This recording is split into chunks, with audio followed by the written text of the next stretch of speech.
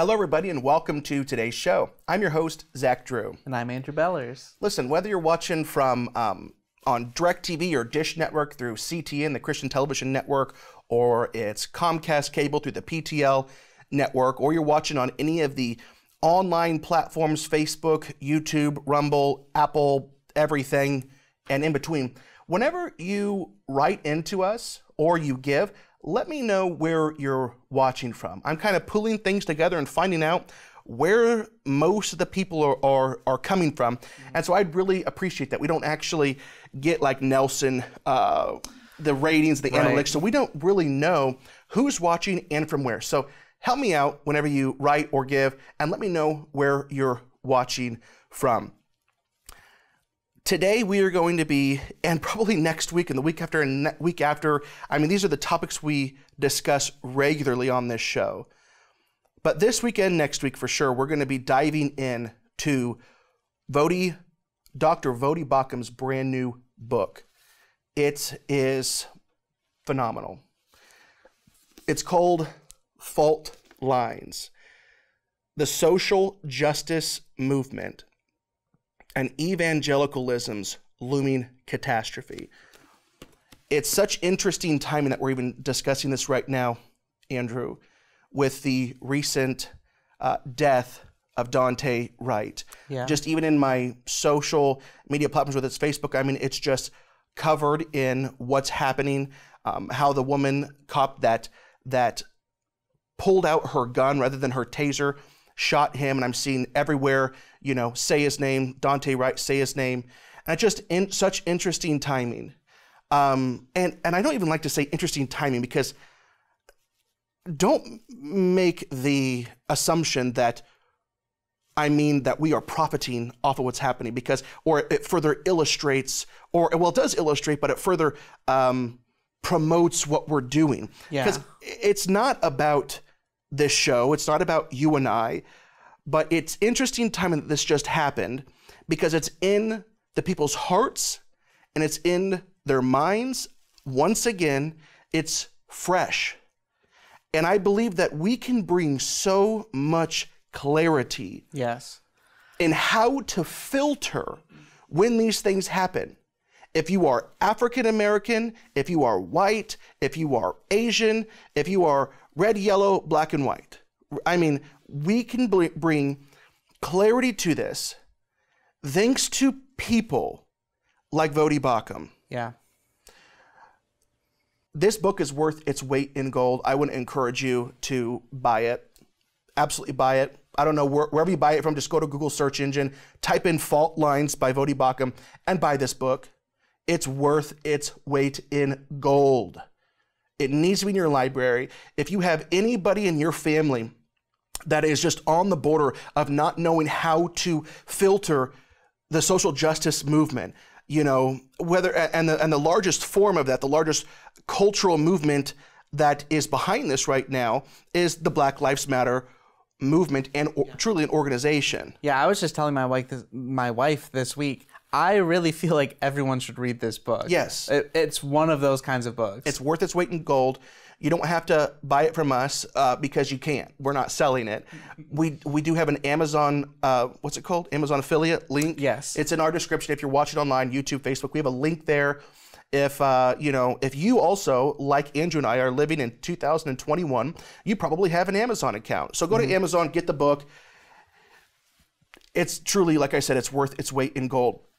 Listen, you've likely heard me talk about Voddie Baucham on the program, but if you're just tuning in, let me tell you a little bit about him. I'm setting the stage. People, don't tune out from this show this week, next week, the week following. I don't know how long, but these topics are so important. Dr. Voddie Baucham is a husband. He is a former pastor. He's an author. He is a professor. He's a conference speaker. He's a church planner. He currently serves as Dean of Theology at African Christian University in, I can never pronounce it right. I hear him say it all the time, but Lusaka, Zambia. So we'll just say Zambia, which is a part of Africa. Voddie's area of emphasis is cultural apologetics, whether teaching on classical apologetic issues like the validity and historicity of the Bible or the resurrection of Christ, or teaching on biblical manhood and womanhood, marriage and family. He helps ordinary people understand the significance of thinking and living biblically in everyday life. Let's continue with this bio. I want you to know who this man is. Let's talk about a little bit of his early childhood. You see, Voddie grew up poor. He grew up without a father, and he was raised by his mother, a single mother. And at the time, she was actually a practicing Buddhist. He grew up in South Central LA, surrounded by drugs, surrounded by gangs, surrounded by violence and dysfunction. He and his mother then later moved to Texas, where he attended high school and excelled academically, to say the least. Yeah. He was the captain of the football team and track team, leader of the student government, a peer counselor, an officer in the Spanish club and the math club, a member of the Honor Society, listed in Who's Who among American high school students, a member of the Mu Alpha Theta, which is a national high school and junior college honor society for mathematics, a merit scholar. He graduated near the top of his class with over 400 students. He eventually attended college at New Mexico State University on a football scholarship for a year, where he heard the gospel and received his salvation there before transitioning to Rice University in Houston. His sophomore year, he studied pre-law and international business there for 2.5 years before transferring to Houston Baptist University. So Dr. Baucham, he holds degrees from Houston Baptist University. He is a bachelor in Christianity and a bachelor in sociology. He holds degrees from Southwestern Baptist Theological Seminary, where he received a master's in divinity. He holds degrees from Southeastern Baptist Theological Seminary, where he has a doctorate of ministry. He also has an honorary degree from Southern California Seminary, which is a doctor of divinity. And he also has more postgraduate study at the University of Oxford in England. Okay? I mean, how many people's bio is this long? I'm still not done. You have to catch your breath after all that. And he's truly an expert in sociological trends from a Christian perspective, such as cultural Marxism, critical race theory, and critical social justice. People, buckle up as we begin to go through some of the highlights of this book. We'll be right back.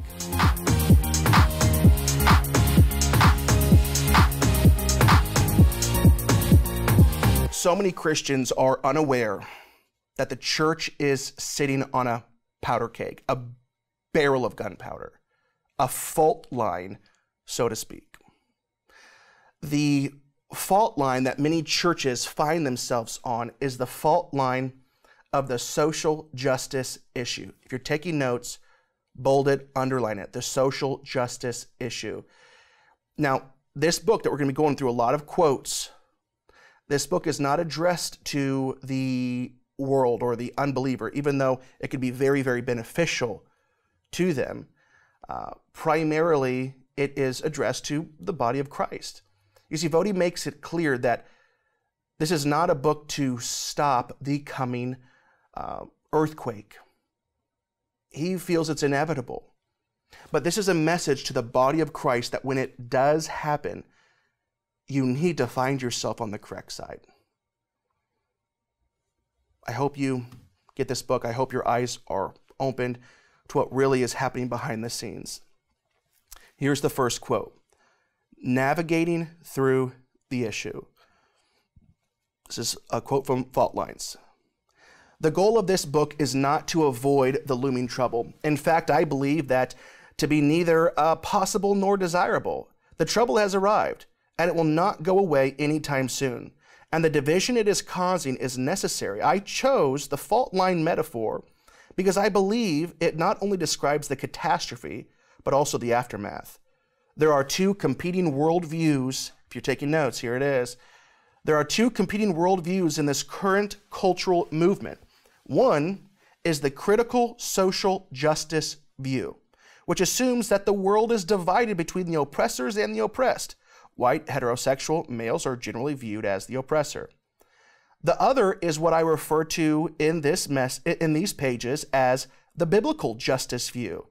In order to avoid what I accuse the social justice crowd of doing, which is immediately casting its opponents as being opposed to justice, there are plenty of sincere, though perhaps naive Christians who, if they knew the ideology behind it, would run away from the term social justice like rats from a burning building. The current moment is akin to two people standing on either side of a major fault line, just before it shifts. When the shift comes, the ground will open up, a divide that was once invisible will become visible, and the two will find themselves on opposite sides of it. That is what is happening in our day. In some cases, the divide is already happening. Churches are splitting over this issue. Major ministries are losing donors, staff, and leadership. Denominations are in turmoil. Seminary faculties are divided, with some professors being fired or asked to leave. Families are at odds. Marriages are on the rocks. And I don't believe the fracture in this fault line is yet even a fraction of what it will be. No, I am writing this book. No, I am not writing this book to stop the divide. I am writing to clearly identify the two sides of the fault line and to urge the reader to choose wisely. Yeah, so this this is such an important show because people need to realize this is not a fringe issue. This has found itself in the mainstream of Christianity. It really is dividing the church. It's not just and what's so important, you may have heard us talk about these issues before a lot, but what's so important and why we need to cover this is because he brings so much more clarity, he goes so much more into depth, and really it's not just world philosophy infiltrating the church. This is a cult movement. It is. It absolutely is.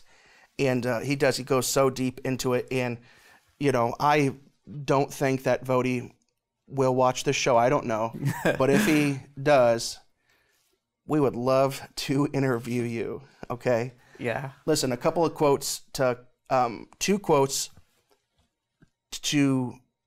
that are concerning the book in the very beginning. Here's a quote from Josh Bice, a PhD, pastors of Praise Mill Baptist Church in Douglasville, Georgia, and founder and president of G3 Ministries. He says this: "The difficulty with social justice is that it appears to be virtuous and sounds Christian." Of course. I mean, think about that. How could a Christian not be for social justice, right?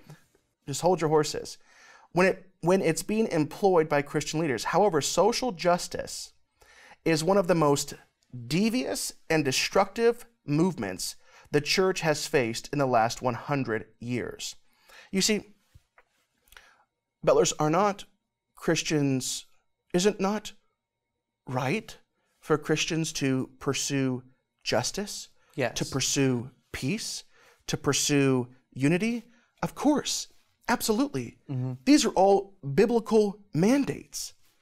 But to pursue justice is not the same as pursuing social justice. Yeah, and this touches on sort of the cultic aspect of this because they use doublespeak, which you see in a lot of false religions and cults. Like when you look at... They change the definition of words. Exactly. Like when you look at Islam, they'll say it's the religion of peace. Well, the way that they define peace is completely different than the way that we define peace, because Islam, actually, the word means subjugation, and that is their concept of peace. When they dominate the world under Sharia law, then there will be peace. That's right. So this is like many cults in that aspect, where they're using words that sound like such good words because we have a certain perception of what those words mean, and they're saying something completely different. That's right. So the actual definition of social justice is this: justice in terms of the distribution of wealth,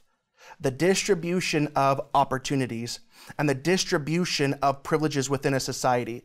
That's the definition, totally different than the definition of justice or to be just. And understand, So whenever you are a part of the social justice movement, you are not for justice, you are for social justice. So you've got to look at the definition of social justice, the redistribution of all those three things. But you got to understand this as well, is that this is a forceful ideology, meaning you do not have the luxury for an opinion. You don't have the luxury of a choice rather you would like to distribute your wealth, whether you would like to distribute your opportunities or your perceived privilege, okay? Mm-hmm. It's not a choice here. Right. This is the end of what they would like to achieve. The absolute distribution of wealth, opportunities, and privileges. And we're getting, we've talked about it before, and obviously a post-capitalistic America and, a post-Christian America. Yeah. Because ultimately they're coming after the church. Whenever we look at we've talked about on the program before, the cultural hegemony, white, male, American, cisgendered, straight, able-bodied. The last one there is Christian. It's Christian. They're coming for the church. Christians are deemed, the church is deemed in the social justice movement as privileged and a part of the inherently racist system. And to purge America from all racism, they cannot do that without destroying the church, often from within even. So, definition of social justice: justice in terms of distribution of wealth, distribution of opportunities, distribution of privileges within a society. Well, what's the actual definition of just? The actual definition of just, which Christians should be for, it means guided by truth, reason, justice, fairness, done or made according to principle. It's equitable, it's proper, it's based on right, rightful, lawful, in keeping with truth or fact, true, correct. Listen, you're going to have to tune in for a long time for me to get to these points. But the social justice narrative is not based on just. It's not based on rightfulness. It's not based on lawfulness. It's not based on truth.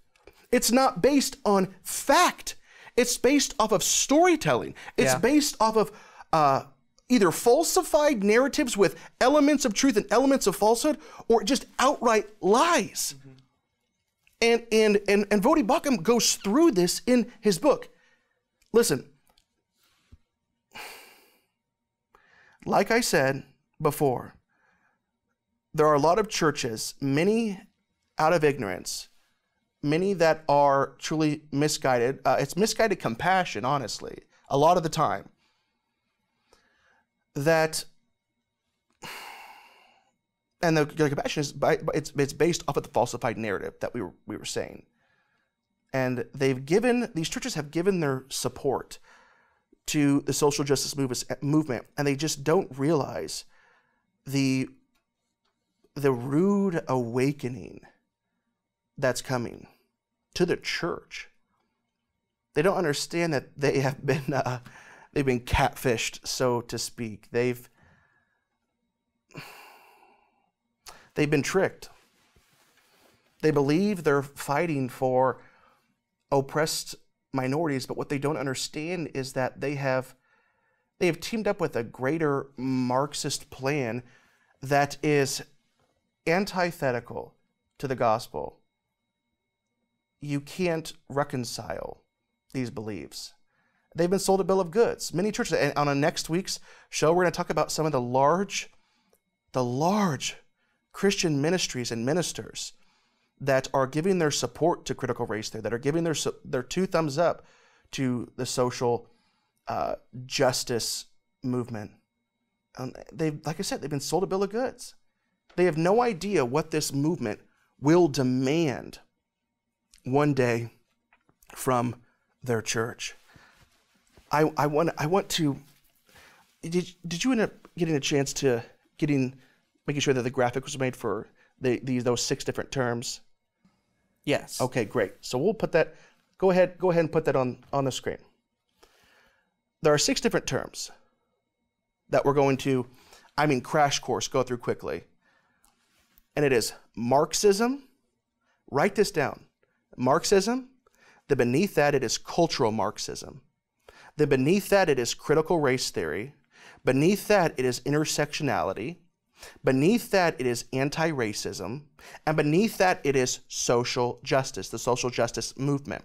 Now, people that are absolute experts in this field, I've studied it a bit, but they're, you know, I am an amateur when it truly comes to this. But from everything I have seen, it kind of works like a pyramid, and in the sense of this, the very bottom of that being social justice. You can't have the current social justice movement without having anti-racism. And anti-racism does not mean not being a racist. It is actually we're going to get to this too, it is a religion. It is an ideology. It is a set of beliefs within itself to be anti-racist. It's not racist or not racist. It's not that anymore. It is racist or anti-racist. So you can't have social justice without anti-racism. You can't have anti-racism without intersectionality. You can't have intersectionality without critical race theory. You can't have critical race theory without cultural Marxism, and you can't have cultural Marxism without Marxism. So now let's go from top to bottom as a quick crash course, people. Marxism is a philosophy, starting at the top, is a philosophy. And it was given to us by Karl Marx, the father of communism. And he separated the people into basically two different categories, which was the haves and the have-nots, the oppressor and the oppressed, the bourgeoisie and the proletariat, the upper class and the lower class. Only one category was meant for the oppressor. The haves, the oppressor, the bourgeoisie, the upper class, those were capitalists. And everybody else, the less than, the working man, the proletariat, so on and so forth, was well, the working man. Yeah. So there was two groups of people, capitalists and the working man. Yeah, it's a very bare bones philosophy. Exactly. In it, you know, and this is just such a simplified view of it, capitalism is the enemy and must be destroyed and replaced with communism. Okay? So that that was Karl Marx. Well, within about 10 years of Karl Marx's death, another man was born named Antonio Gramsci, who died, I think it was in the 1930s, I think it was 1937. And he is the one that people have literally picked his new, updated philosophy of Marxism and have brought it to the Western countries to literally, well, destroy from within. And that's actually what Gramsci even said, that in Western, more developed countries, you literally are going to have to infiltrate and do it from within. So Antonio Gramsci gave us the revamped Marxism philosophy, which is called cultural Marxism. Once again, can't have Marxism, or can't have cultural Marxism without Marxism, so it's just bleeding down. Cultural Marxism, you see, I guess people were a little put off with the end of Marxism being the Gulag, okay? So they had to kind of revamp it a bit. And so I'm just reading my notes here because I don't want to stray off. Antonio Gramsci is the godfather of cultural Marxism. Now, what he did was he gave us a new lens in which to view the world, through the lens of cultural hegemony. No longer just capitalist and the working man being two groups. Let's create many subcategories and pit them against one another. You see, the oppressor in this theory ultimately gives us who are the bourgeoisie? Cultural hegemony refers to the domination of a particular group that has control over the ideologies of the country, of the culture of the country. Those are the oppressors. And in cultural Marxism, that cultural hegemony that Antonio Gramsci gave us, the oppressors now are not just capitalists. They are white, male, cisgendered, and so on and so on. This is why you'll see in California, you might have two neighbors, and one neighbor is white and one neighbor is black, and they're making the exact same amount of money, but the black person is the one who gets money and not the white person, because it's not just purely economic like it was in bare bones Marxism, where now you can actually be poor But if you're part of the cultural hegemony, then you're privileged, you have power, you have sway, and so... Well, for example, in Oakland, where they're testing out UBI, Universal Basic Income, oh, remember, we don't call it Universal Basic Income, we just call it guaranteed income, because people have kind of caught on to the term UBI. An absolute Marxist, thing to roll out. Everybody is equal on the same playing field, equally miserable, equally poor, equally everything. But what's interesting is this, talking about what you just said, in Oakland, whenever they are testing out, the city is testing out by raising funds outside of the city. The city is over it, they're controlling it. They are providing, I think it's like 600 families, a guaranteed income for the next couple of years or something like that to test it out. But there's a catch. You can only receive this guaranteed income if you are a minority. Yeah. You can be just as poor, just as disadvantaged, just as oppressed, if you will, as your neighbor. And your neighbor now has a great deal of extra money, month by month by month by month, but you are in the exact same predicament because of the color of your skin. And that's the magic of cultural hegemony. You can be dirt poor, but if you're considered part of the cultural hegemony, then you're still the oppressor. That's right. And the ultimate goal of cultural Marxism, the new revamped form of Marxism, is still the same. The ultimate goal is to they can't do it without destroying the cultural hegemony, which their goal is to destroy capitalism. Right. They want to usher in a new system, a communistic system, and to even once again get us to a post-Christian world. So, and now, where cultural Marxism bled into, this is a very important one. Voddie's book, Fault Lines, deals with this extensively. Critical race theory, CRT. It's a key tenet of cultural Marxism. It is a lens to view the world through. Without this lens, you cannot achieve the cultural Marxist worldview. Now, as Voddie in his book said, one of the most important concepts to grasp today is critical race theory. This is the major Christian organizations have been adopting this theory. And many of the names you will recognize. We'll talk about it on next week's show. And it is important to let CRT, critical race theory, define itself so that we can't be blamed for taking anything out of context. According to UCLA, go ahead and put the graphic up. CRT recognizes that racism is ingrained in the fabric and system of the American society. The individual racist need not exist to note that institutional racism is pervasive in the dominant culture.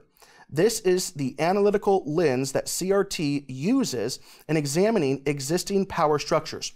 So everything we see has to be filtered through the CRT lens, meaning what they said here is the individual racist need not exist, meaning you don't have to have racist people anymore. And as Voddie has said, that means that we can have racism without racists. Because though we may not, you don't have to have a racism, it's a heart issue, right? Racism is a heart issue. We no longer have to have people that are racist in their heart. You know, what we think of white supremacy, what we think of KKK and these things. People are still racist in America. Those things do exist, but it'd be hard to, they're kind of hard to find, honestly. I mean, what do you have to do? I mean, you have to go like you got to go to like what, the back hills or the backwoods of Mississippi or I don't know. Like it's like where does you think of the South KKK? I don't know where they are. I grew up and you know I didn't ever see that, and so that's why. Well, how can you pit people against one another whenever there's in large part they're not racist in their hearts anymore? Well, CRT. You can have racism without a racist, right? Because the system itself, the institutions, the corporations, the very fabric of America, the system is racist. Yep. And if the system benefits you, then you're racist too. Exactly. Which gave us intersectionality, which is a sub-theory to further illustrate, to better understand critical race theory. the intersections of your oppression. There are these philosophies and theories are fed by false narratives. The takeaway, if you adhere to these ways of thinking, is that America is inherently racist, evil, and oppressive, and therefore must be entirely deconstructed and built anew. And the way to achieve their goals is you have to join a religion, and the religion is the religion of anti-racism, okay? Now, and then you fight the system through social justice. So you see how I just kind of tied it all back? Christians cannot be a part of the social justice. It's social justice. The definition is nothing like the word just or justice. It is a totally separate thing. And you see, it is a part because it literally goes from Marxism to cultural Marxism, critical race theory, intersectionality. You fight it through anti-racism and the new definition of social justice, fighting the system through social justice. You cannot join the social justice fight without accepting the things above, including primarily the critical race theory point of views. And all of these views are, once again, are antithetical to the gospel. They stand in direct and unequivocal opposition to the Bible. Yet many of our churches are being infiltrated. Next quote from the book. This is from Louis Markos. Just as under the guise of liberation theology, Marxism was smuggled into the Catholic Church, so under the guise of social justice and critical race theory, Marxism is being smuggled into evangelical churches across the country. This book is a must-read for all Christians, but especially for evangelicals who in the name of justice and compassion have been lured into supporting a movement that denies in the most radical way that we are creatures made in the image of God but fallen into sin. I'm going to end the show with this last quote. We are totally out of time, and we're going to pick up right where we left off next week. Quote from the book. Our problem is social justice versus biblical justice. Here's Voddie. Those belonging to the social justice crowd present themselves as the only ones pursuing justice, to the exclusion of all who disagree with their assessments, who, by that definition, are pursuing injustice. Perhaps the most troubling aspect of the current struggle is that it mischaracterizes Christians that way too.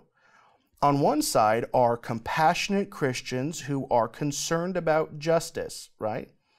On the other are insensitive Christians who are not concerned about justice, that would label you and I, because we're not a part of the social justice movement. We are now anti-justice. We're not concerned about justice. This is wrong. I have pursued justice my entire Christian life, yet I am about as anti-social justice as they come, not because I have abandoned my obligation to strive for peace with everyone and for the holiness without which no one can see the Lord, Hebrews 12:14, but because I believe the current concept of social justice is incompatible with biblical Christianity. This is the main fault line at the root of the current debate. The epicenter of the big one that, when it finally shifts with all its force, threatens to split evangelicalism right down the middle. The United States is on the verge of a race war, if not a complete cultural meltdown, and the rest of the Western world seems to be following suit. Tensions are rising in every place the African slave trade has left its indelible mark. However, as much as I love and want the best for America, I am far more concerned about the precarious moment facing evangelicals. Tune in next week.